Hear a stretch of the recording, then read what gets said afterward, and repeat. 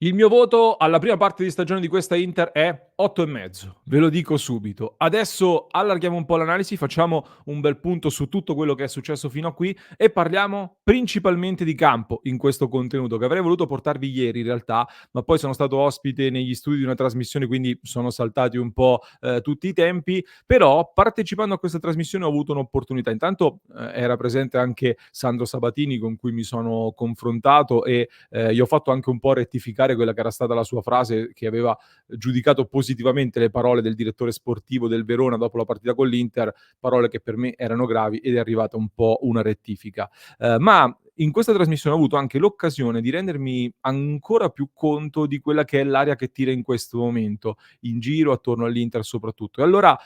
inevitabilmente bisognerà parlare anche di questo e voglio fare un ulteriore appello quindi ai nostri tifosi e ai tifosi interisti che ci stanno seguendo. Per cui innanzitutto ben ritrovati amiche ed amici passioni interisti in questo nuovo episodio, vi invito a lasciare un mi piace e se non lo avete ancora fatto iscrizione al canale subito, clic sul tasto iscriviti. Partiamo dal campo perché principalmente avrei voluto parlare di quello e parto da cosa deriva il mio giudizio su questa prima parte di stagione. Innanzitutto, chiaramente il cammino in campionato, un cammino che sarebbe da 9 pieno e forse anche qualcosa in più, perché un'Inter autoritaria, prima in classifica strameritatamente con 48 punti, che è un rendimento praticamente da record nella storia nerazzurra, miglior attacco, miglior difesa, miglior differenza reti, una lunga serie di record stabiliti, numeri che non hanno paragoni in questo momento nemmeno con altre superpotenze negli altri campionati europei. Tutto questo unito anche ad un gioco che per larghi tratti è stato dominante e addirittura spettacolare, perché l'Inter è una squadra che gioca bene, diciamocelo, rispetto a tante altre partite che vediamo anche in campionato italiano e non solo. Poi nell'ultimo periodo, tra infortuni e stanchezza, qualche difficoltà sicuramente è subentrata, ma in questa fase poi l'Inter ha saputo dimostrare anche di vincere delle partite un po' più sporche, perché chiudere con 15 vittorie, 3 pareggi, tra cui quello in casa della Juventus, in cui forse si poteva osare anche un po' di più, ma era comunque un campo difficile, e questo va sempre ricordato, e una sola sconfitta, c'è stata per me la sensazione, ecco, che quest'anno si siano vinte o almeno pareggiate diverse sfide che l'anno scorso probabilmente si sarebbero perse. Ad abbassare un pochino il giudizio da parte mia ci sono 2 fattori più 1, diciamo così. Il primo è il neo dell'eliminazione dalla Coppa Italia che non è un dramma, però è sempre un'eliminazione e ha avuto secondo me anche degli strascichi a livello fisico. Diciamo che il vantaggio è che poi non ci saranno partite impegnative quando il calendario diventerà ancora più complesso da qui in avanti, però è comunque un neo da considerare. Poi il secondo è il secondo posto nel girone di Champions, perché è stato un peccato perché il girone era alla nostra portata e il primo posto, diciamo avrebbe dato anche un sorteggio sulla carta probabilmente più semplice agli ottavi di finale di Champions e la sensazione è che l'Inter si sia un po' risparmiata nel girone, per cui un po' capisco chi va a storcere il naso. Dall'altro lato però sottolineo sempre che l'obiettivo era innanzitutto superare il turno e l'Inter l'ha fatto con 2 turni in anticipo, una cosa che non accadeva da tantissimi anni e non dico che lo abbia fatto con la pipa in bocca, ma senza troppe difficoltà comunque nel raggiungere l'obiettivo. Il sorteggio poi, diciamo, ci ha dato l'Atletico Madrid che è una sfida molto difficile, sicuramente, tra poco la presenteremo meglio nei prossimi giorni, ma ci poteva andare anche peggio, sicuramente. Comunque ce la giochiamo, ecco. Un possibile terzo fattore, almeno dal mio punto di vista, è che forse nella valorizzazione delle alternative ai titolari si poteva fare qualcosa in più, perché Inzaghi credo che un tentativo lo abbia fatto, c'è stato, ma non convinto fino in fondo e invece sarebbe stato importante, accanto al continuare a macinare punti, anche allungare ulteriormente la rosa in vista di una seconda parte di stagione in cui serviranno tutti gli elementi a disposizione. Detto che spero che il momento di difficoltà massima sia stato superato con i tanti infortuni che ci sono stati adesso, però ecco, è chiaro che avere anche più alternative sarà importante tra febbraio e marzo soprattutto, vedremo che il calendario sarà molto tosto. E questo lo dico anche proiettandomi un po' a fare diciamo delle proiezioni, ecco, sulla seconda parte di stagione. Inzaghi, fino a qui ha fatto la sua stagione migliore a livello personale, nel senso che non ha mai fatto così tanti punti nel girone d'andata, da quando allena e tendenzialmente nel girone di ritorno fa peggio. Ho preparato anche una tabella che vi condivido velocemente, non mi ci soffermo troppo, in cui ho fatto anche un paragone con le stagioni di Conte per vedere come andava nella prima parte e nel girone di ritorno, e Inzaghi è un allenatore, tendenzialmente l'Inter ha fatto peggio nel girone di ritorno e Inzaghi ha sempre invece fatto peggio nel girone di ritorno rispetto a quello d'andata. È verosimile quindi pensare che anche quest'anno ci possa essere nella seconda parte di stagione una flessione rispetto all'andata, una flessione che per me sarebbe fisiologica perché tra gli impegni della Champions che saranno importanti, la Supercoppa italiana e comunque anche l'idea di chiudere a 96 punti sarebbe abbastanza incredibile o comunque difficile. E questo vedo, almeno secondo me, che sta generando una grande pressione tra molti tifosi e non solo, perché la Juventus comunque è lì dietro e molti stanno storcendo il naso, stanno rivedendo il proprio giudizio proprio in virtù del fatto che la Juventus è lì. Però ragazzi, la Juventus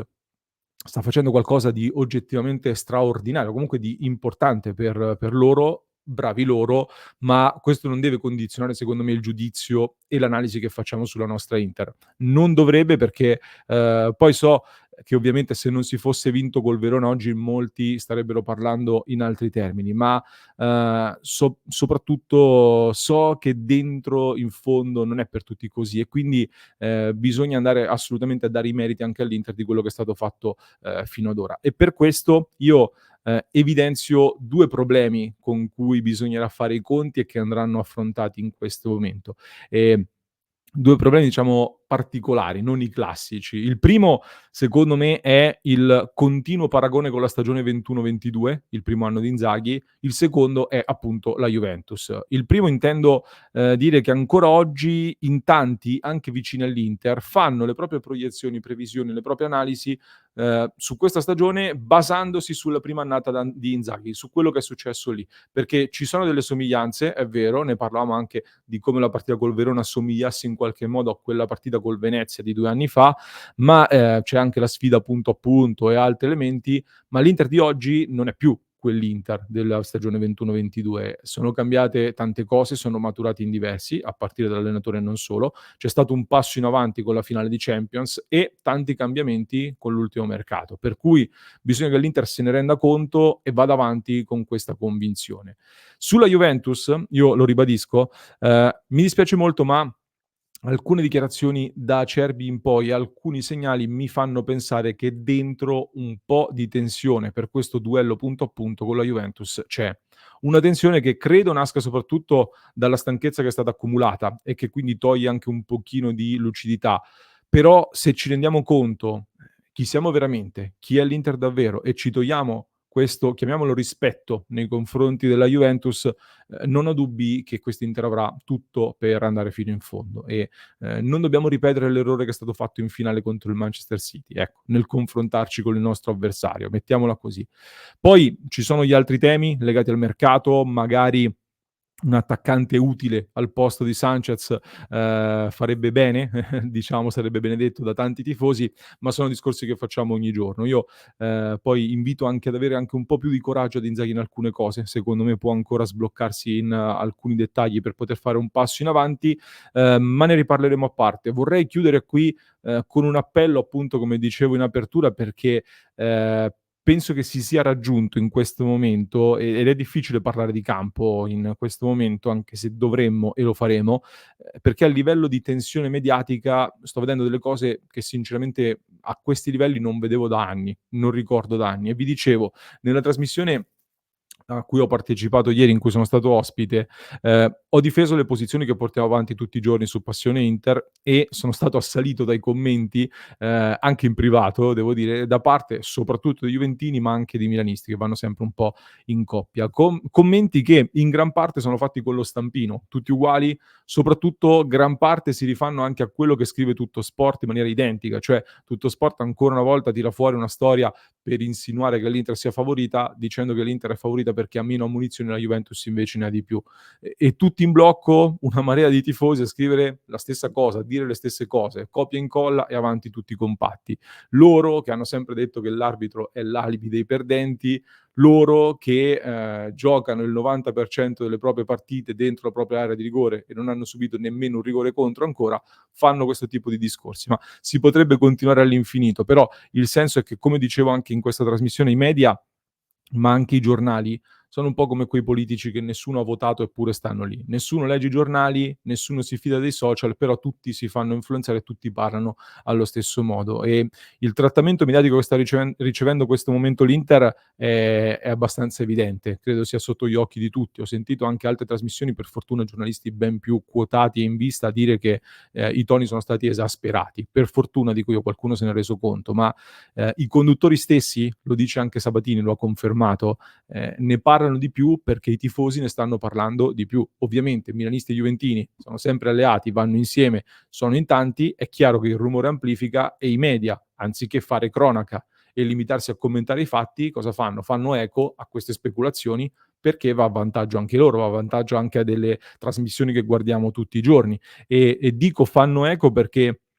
gli interisti che vanno nelle trasmissioni generaliste sono messi in minoranza. Ho visto dei video in cui ho seguito anche le trasmissioni in cui Biasin viene messo da parte, trattato come, diciamo, uno che delira nel difendere l'Inter e gli altri in blocco lo attaccano mettendolo al suo posto. Zazzaroni che fa insinuazioni su Marotta e poi dice che in realtà non voleva insinuare nulla, sono stati gli altri a mettergli in bocca delle cose e hai voglia a dire che non hai fatto insinuazioni. Il video l'abbiamo visto tutti, la trasmissione l'ho seguita tutta, il tentativo di mettere una toppa non è stato molto convincente. Quindi non facciamoci fregare. Io non credo ai complotti, altrimenti non guarderei più le partite. Dobbiamo renderci conto che la tensione in questo momento è massima. Dall'estate in avanti hanno cambiato sempre versione pur di screditarci e questo ce lo ricordiamo perché leggevo quotidiani in cui si diceva Inter, ma che mercato fai? Inter, squadra da RSA e cose simili e poi pronti via, passano 3 partite, diventa l'Inter obbligata a vincere e adesso l'Inter che sta